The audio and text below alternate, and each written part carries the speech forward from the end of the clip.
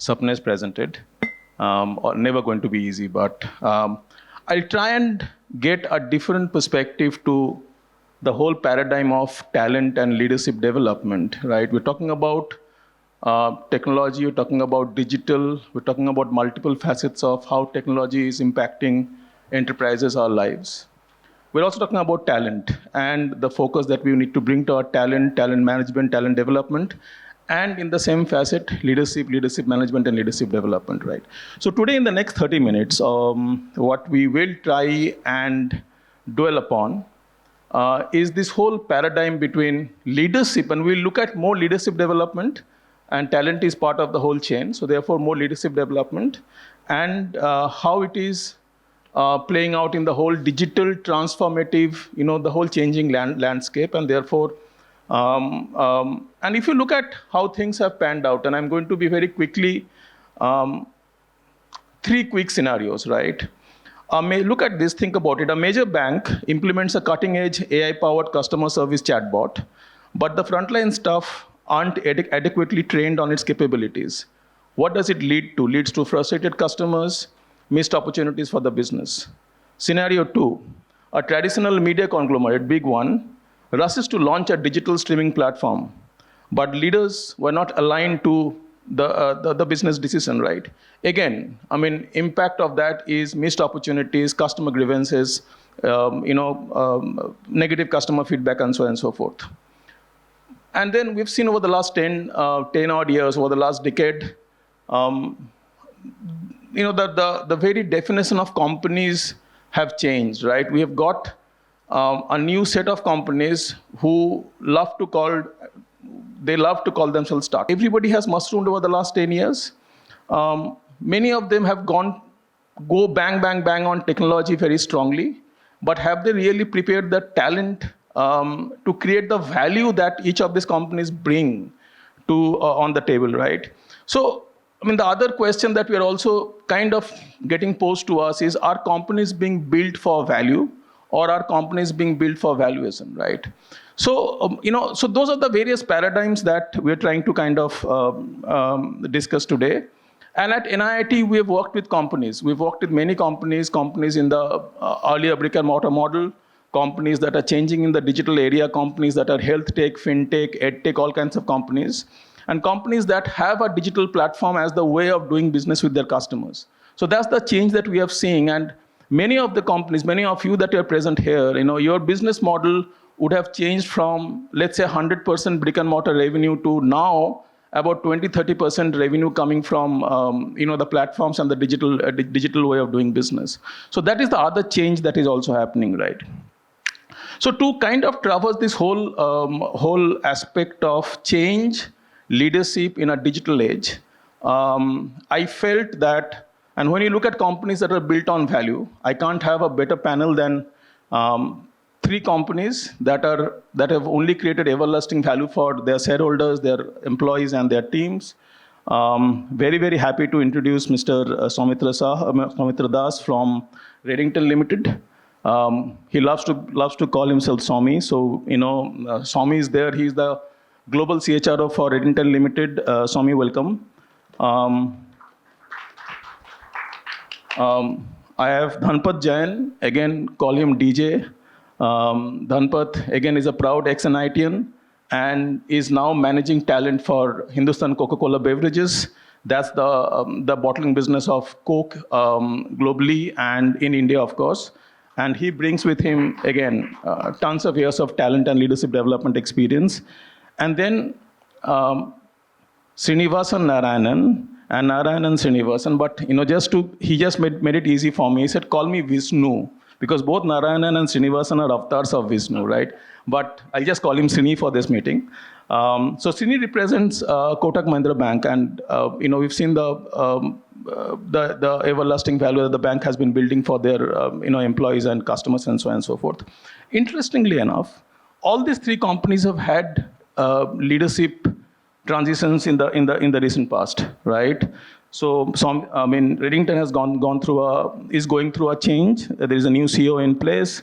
Kotak Mahindra Bank, of course, we know that there is a leadership transition happening.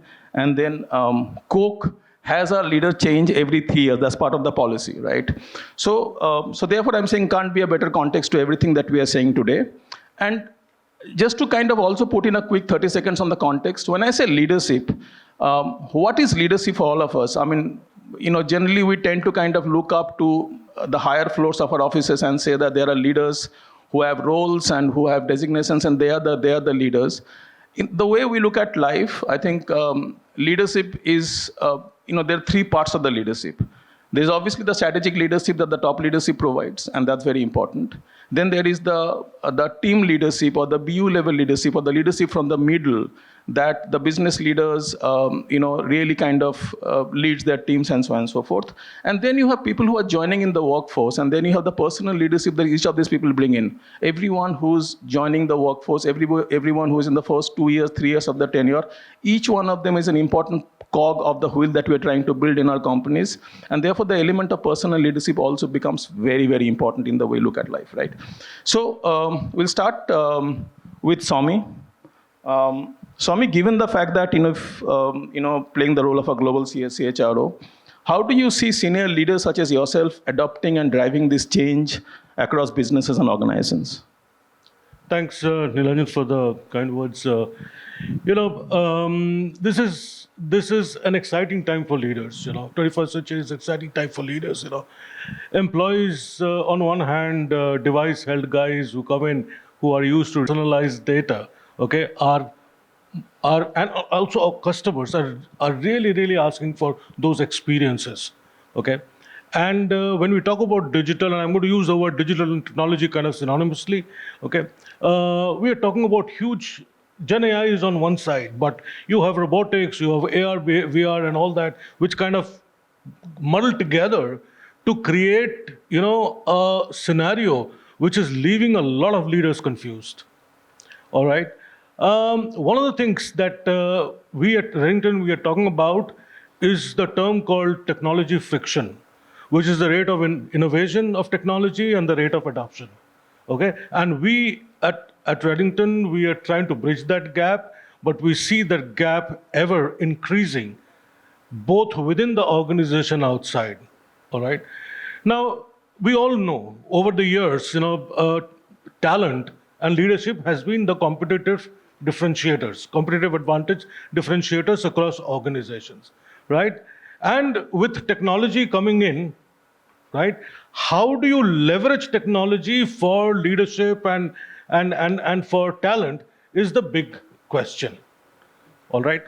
Now, when we talk realistically, when we look at some of the things that we are observing in organizations, right? We see the organization stratified into 2-3 layers, okay, in terms of even the conversations around technology, all right, the understanding around technology. So at the top of the pyramid are the CEOs or the CXOs. You go to any CXO conference and all that, a lot of talk about Gen AI, robotics, all these other things, AR, VR, But is it sometimes I feel it is analysis paralysis, okay? Are we ready to acknowledge and get it in, or people are still waiting? Moore's law is applying every day. It's this thing. And I was reading a few months ago, I was at a conference where they were talking about quantum mechanics and all these kind of things, computing. And somebody came up with something which was very significant, a saying by a gentleman called Ray Kurzweil. Okay, and he said that the way technology is computing or compounding, and with human intelligence is going to a singularity, which is going to create our capacities more than 1 billion. Okay, in 2045, things are going to change completely. So how is our leadership getting kind of aligned to that? Number one is that I think there's not enough communication down the line. Leaders will need to communicate what is the digital map or the technology map for the organization. Okay, so CXOs have an understanding, the mid-level leaders have an understanding, individual leadership at the lowest level in terms of digital proficiency, which I'm going to talk about a little later, is totally different. That's point number one. Point number two is that leadership, when we talk about digital, has to be more human-centric. The other day I heard about a anecdote where there is a large bank, I cannot name the bank, which has got his, the processing center in Hyderabad. Okay, and there are rows of people, agents who are sitting there, and suddenly in the middle there is one computer which says robot. Now imagine coming to work every day and seeing slowly your colleagues being replaced by a computer which says robo. How maddening can that be? And how humiliating can that be, right? So how can, and that's something that must strike us as leaderships. How can we be so unempathetic towards this? As it is, there is a lot of fear in the organization that as soon as we go digital, we lose our jobs. Okay? So the human-centric approach is missing. Okay, in a lot of cases, are we telling people about the positive aspects of technology? Are we helping them to reskill, upskill? Are we making skills fungible? Okay, if you look outside in the universities and where we are hiring from, right, you will see that universities are upgrading their curriculum every day, right? And there are a set of hard skills and soft skills. We spoke about a lot in the earlier session about the attitudes and about I call them competencies. Right? Are we hiring for competencies? Are we hiring for hard skills more, or are we hiring for soft skills more? Because at the end of the day, like somebody says, curiosity is going to win. All right, and you can build those. Finally, I would say that we need digital savvy leaders. Okay, and for that, in that context, we are running in the organization. We are running a lot of digital, readiness assessments, which is basically on two parts. One is the digital potential, which is the cognitive ability for you to kind of absorb and work on digital. And the second part is the proficiency, or the way that you are using infrastructure, right? And both of them together will give you a result, which is basically testing, some of your soft skills like mental agility, learnability, and all these kind of things. I think at the end of the day, we are looking at leaders with a very heavy computational flair, people who understand all this kind of thing, and a deep understanding of human complexity. That's what leadership is, kind of development is leading towards today. So what you're essentially saying is lead and practice and then preach. Exactly. Cool. Sounds good. DJ, coming from a company where the middle level workforce is, very critical to the way the company moves forward, right? And you are a consumer company, very highly sales driven, a lot of things happen on the field and so on and so forth, right? So how do you see the whole things playing out in the critical middle management layer, in the team leadership level? How is it playing out? Thanks, Nilanjan. Thanks for that question. I think, we like you said, we are a hardcore sales and manufacturing company. Interestingly, we are two organizations. If most of you don't know about it, just a quick background. There is the Coca-Cola company, which is into the branding thing. And then we are the bottling arm and the sales arm. It's called Hindustan Coca-Cola, right? And typically for all of them to remember, it's very easy to remember us. We are called HCCB, and it's in Hindi, Hum Coca-Cola banate hain, or Hum Coca-Cola bechte hain. It's either of the two that we do, right? So on a serious note, so the Coca-Cola company comes with a strategy. They have technology. They come with a lot of automation, be it in sales, be it in supply chain. And what we do, like, you mentioned that Nilanjan, that we have leaders coming every 3 years. Right. So they bring in those learning, they bring in that knowledge, and they put the strategy in place. But unfortunately, what happens? And Hindustan Coca-Cola beverage is led by a South American leader. Yes, so we have leaders coming every time, and they have their agenda. So this time, every year or every 3 years, there is an agenda every leader comes with. So this time, the agenda is digital first culture. Now, when you come in with a big bang saying digital first culture for a brick and mortar company like Hindustan Coca-Cola, we are a little confused. And that VUCA world that you talk about, we again get into that. Now, interestingly, the leaders come, they put a strategy in place, and then there is automation, there is technology, there is digitalization. But the front line immediately has to embrace it because they are the execution. So from strategy to execution is easy. because there is a implementation partner or a vendor partner that we call who brings in that automation. Sure. Now, what left as is left out as a vacuum is the middle management, and that's where we struggle always. They are always confused, and when I was a trainer, I used to train leaders, the middle managers, that what's your role? What's the role of a manager? The role of a manager is to bring clarity and ambiguity. Sure. Now, the question by the middle managers to me is always, I'm always in ambiguous situation, because I don't know. There's a strategy that's happening, there's the execution that's happening. I don't know, what do I do? And especially in this digital world. Yeah, so I think there's a lot that we can do in this digital space for the middle managers, who typically are neither the users of the digital framework in the organization, nor are the strategists. But they need to know something, they need to do something about it. And probably we will talk about it as we go further, what are we doing as an organization. Sure. Cool, thanks DJ for that.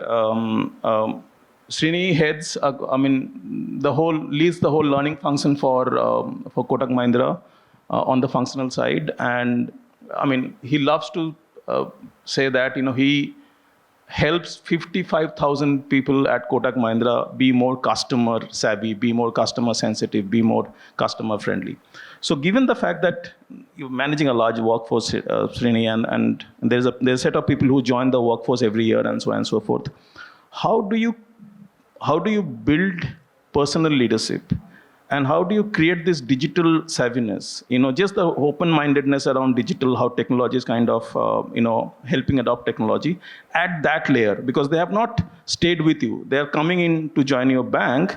So that's a tough job. Other layers, I'm assuming people have either been there in the system or have moved in laterally from other places. So at least they're coming with some sense, right? But in your case, you're managing people who almost coming in at the bottom of the pyramid. So how do you do this difficult task? First of all, thank you so much for this lovely introduction. Taking a cue from what Aniket mentioned in the first session, the Russian military, the way they train, and when you look at 55,000 strong frontline, the irony for banking sector is that customers often interact with entry-level staff, when things are going good for them. It's only when they escalate that they get to interact with the senior management and the CEOs and the presidents, right? So 95 to 99% of the engagement happens at the front line. And that is where the brand perception, the brand promise, everything gets communicated. Sure. Also, taking cue from what Soumitra said about technology friction, as a bank, we realize that, while the top leadership, the middle management are all aligned to digital friendly kind of an ecosystem or digital journey for customers, it all starts with having empathy for the frontline also. True. In our bank, we always nurture this because at even our level, we have to clock 100 hours of customer meetings in a year. Now, that not only helps us to understand the customer persona, the psyche, but also helps us to empathize with our frontline. Now, most banks, especially in the top 5, top 7, will agree, 60% of the frontline staff, they use smartphones which are not very sophisticated. Out of that, 60% use prepaid cards. Okay, so the data pack for the quota that for the day will get over by 2 p.m. Now, we can devise a lot of apps which are very state of the art. But if the frontline user has to delete his Facebook and Instagram to download the app, then we have a serious problem. Sure. So for us, one realization has been that to increase adoption or to make it adoption friendly, we will have to keep the end user in mind, the consumer of this digital journeys. And that is where if the adoption is acceptable to the frontline, it also shows up in the way they engage with customers digitally. Otherwise, they will go back to the comfort zone of taking a physical form, which obviously has its own cons. So that is the first thing that we see. The second thing is how to make the frontline a decision-making authority. While we have a lot of empowerment and approval metrics and all, as every organization does, for banks and especially the financial services, we have always taken pride in saying that we form a separate industry called BFSI. right? It took a lot of time to shift the paradigm, saying that you are part of service industry. So don't categorize yourself to be a different industry. You are part of the service industry. Banking and financial services happens to be products. But when it comes to service industry, like, hotels or airlines, the frontline guy is empowered to take decisions which are in the interest of the customer. And banks being a very regulated entity, we have templated products. We do understand that service is the only differentiator. As they see in Derby, the horse that wins the jackpot for you, if you compare the second and the third one, it's just a nosedive, that photo finish. True.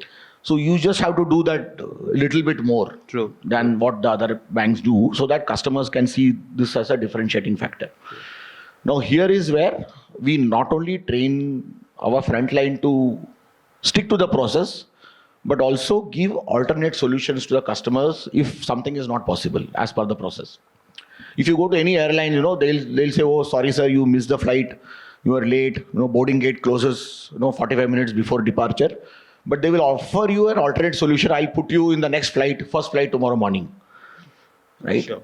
So if a customer comes to me and says, "Oh, I've been charged for the late payment," the guy will look into the system and say, "Okay, you have been charged for this because your due date for credit card was yesterday and you paid today. Now I will also use my empowerment, to waive off the charges, but I will also give him an alternate solution. Why can't you do a bill pay through your mobile app so that you don't have to face this situation again next time?" That kind of empowerment has to be there in the front line for customers to see the brand promise that we make.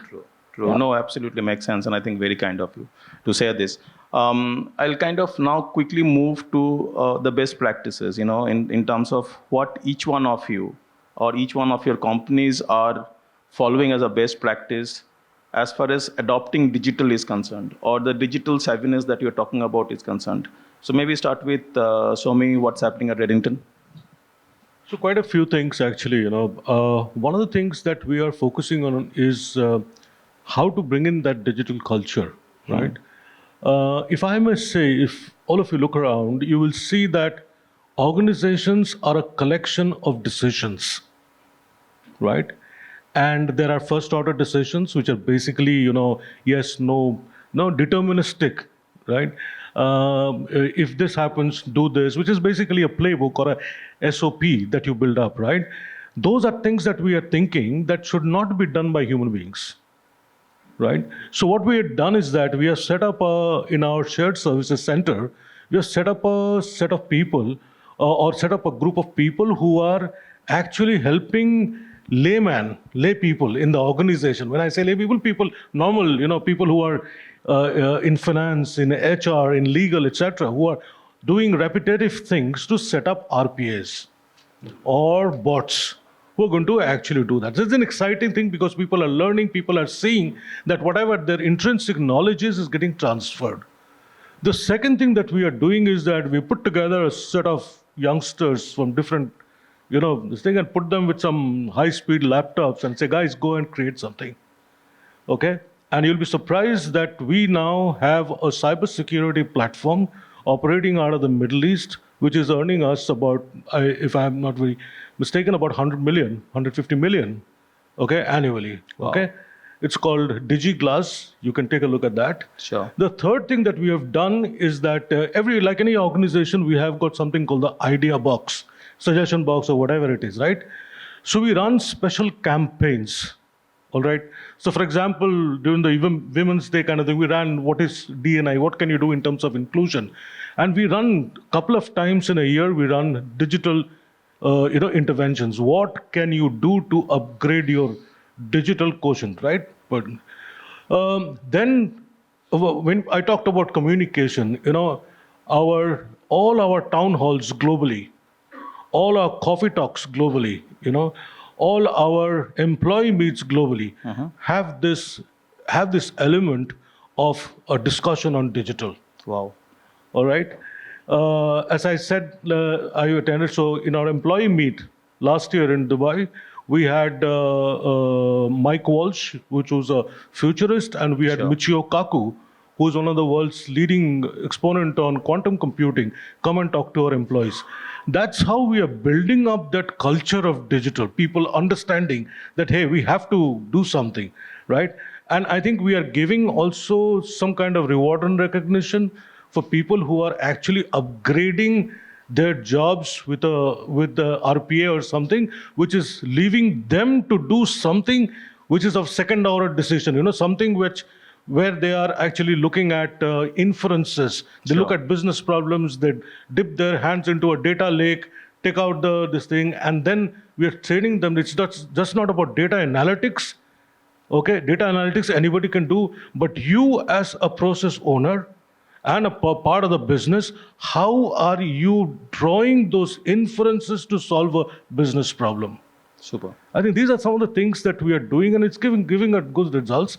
Leaders, we are telling them, guys, externally, internally, you have to start talking technology. Brilliant. Okay, it's not that, I talk technology, then the guy comes at the grassroots level, apna kaam karo, don't bother about technology, all this kind of thing. So we are encouraging everything. So we are running it like a structured approach because we think that there's something very important coming up. We still don't know. You talked about VUCA and people are talking about Bani and all these kind of things. The way that the pandemic struck us without any, kind of forewarning, right? We are also thinking that there is something dramatic going to come in terms of digital and technology that's going to hit organizations, and we will not be able to kind of, keep track with that.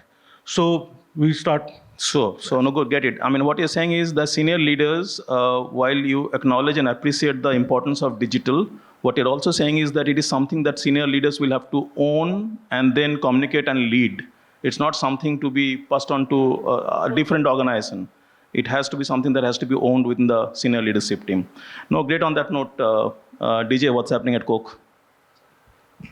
I think very similar to what Soumi spoke, but apart from that, first thing first, what we did was when we have to think digital for a manufacturing and a sales organization, which never has seen digital other than making automations at the plants, was to hire a digital head. So we created a function called Digital Now, and we let the organization or the leadership know that part of your profile is just not about, in the business planning, basically, when you do every year, it's not about just people management or, CAPEX, but it's also digital. So that's what the digital head is doing now. And he set up a team of about 20-25 people with specialists internally now, which means he has got product managers for every function. There's a supply chain digital, there's an HR digital, and so on and so forth. So that's one area that we are doing to let the organization know that we are going digital now. And also, like Soumil said, we are doing a three-layered approach in the organization. First is the mindset, then we move on to the skill set, and then finally the tool set, right? The mindset, of course, is something that takes time. It's a culture transformation exercise. So we keep doing a lot of things. We go the outside-in approach. We get our leaders to speak, just like this moderated panel and things like those. We get trainers from outside to come and talk to us about what's happening in the world, business case scenarios, because it's all about first thinking what's happening outside. What are those failures and successes that the organizations have seen outside? Not an FMCG company, it could be anyone. And can we also potentially do something about it? And then we do reverse mentoring. Yeah, to get that digital savviness in the top leadership. So I think there are a lot of things to talk about, but then I probably would want to spend just a minute, if we have the time, to share a story about Ganesh, who's our frontline sales executive. We call them market growth representatives, MGR. Now, Ganesh's role every day, if you all happen to have a Coke, you would have actually noticed Coke vans delivering Coke in the retail outlets. So his job was every day to go and collect orders, fill the form, and then go back to the depot and then give the order to the distributor, and the distributor delivers the next day. That was life has been for Ganesh, just about 5 years ago. 5 years back, we introduced automation for Ganesh to make life easy for him. So we gave him a tab. And we said, order taking becomes easy for you, so you don't have to spend time, just go, fill in the tab, and then things become fine for you. And he struggled initially with that, and then Ganesh became efficient and effective. Now, interestingly, what we are doing this year is introducing SFA 2.0. Yeah, and we are getting AI built into it, which will now, so we have also parallelly introduced an app for the retailer to self-order and make Ganesh's life better. So that Ganesh don't have to spend time on grappling with what orders to be given and what SKUs to be taken orders for. So he just has to go there and see the cooler, the purity of the cooler, build relationships, upsell, cross-sell, or maybe do horizontal expansion of building new outlets. So that's what the AI helps him do. Now, probably that's one example I'm giving you at the front line. We are doing the similar kind of activities at the middle and the top management. Excellent. So you're not just talking about it, you're implementing it on the ground. Srini, I think at Kotak. Two things come the top of the mind. First thing is today 95% of our transactions and the customer onboarding journeys are digital. Now the areas that we are working is on two prongs. First is the overall mindset that we have a lot of assumed constraints. So we feel that the younger generation has to be taught to do something the digital way. Sure. But they are already digital. Even if I look at the guy who is coming in for the first level, it's an entry level job for him. The moment somebody writes something on the board, he will take a photograph. He's not going to write it on the piece of paper. So it's an assumed constraint. They are already digital. There are a lot of people who give the excuse saying that this guy is a senior citizen, he's a customer who can't do digital. But the same guy plays Candy Crush, which is grandchild. Sure. So if I make the journey simple for him and intuitive, he's ready to adopt. The second thing which comes to my mind is we are making learning and development digital. When we say that, a lot of digital DIY videos are already in place. We are looking at the population who is in reels and stories posted in Facebook and Instagram. Sure. Now, rather than we using content created by somebody and then posting it and asking them to adopt, we are creating success stories and role plays out of our own audiences. Sure. And we are seeing that people are very receptive.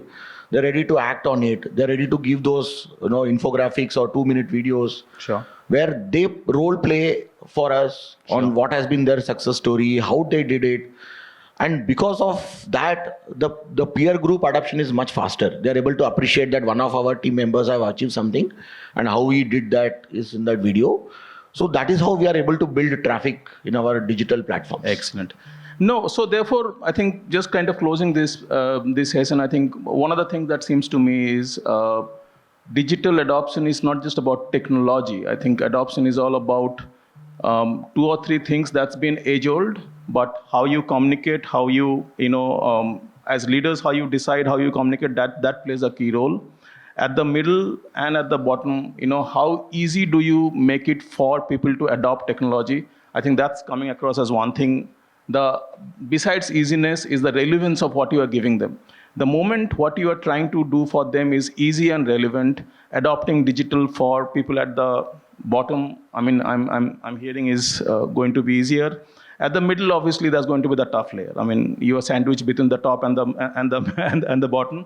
So you will have to your task clearly cut out. But all the best, right? So on that note, thank you so much, and thank you, my panelists, for this lovely discussion. Thank you so much. Thank you so much. Can you just take a quick photograph? Yep. Come.